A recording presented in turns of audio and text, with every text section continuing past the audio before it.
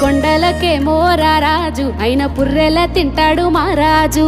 బూడిదే బొట్టని మురిసేటోడు కాలే కట్టేలా ఉండే సుట్టపోడు.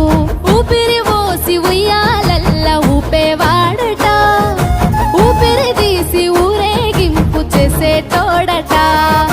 బంధాలను బలంగా పెంచేటోడట, ఆ బ్రహ్మ పేరు చెప్పి ఆ బంధాలను తెంచేటోడట.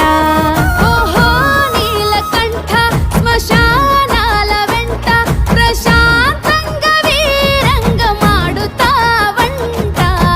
తల్లి లేనోడే గాని తల్లడిల్లితే చూడడు, తలపై నీళ్లు పోస్తే తల్లిలాగా చూస్తాడు. తల్లి లేనోడే గాని తల్లడిల్లితే చూడడు,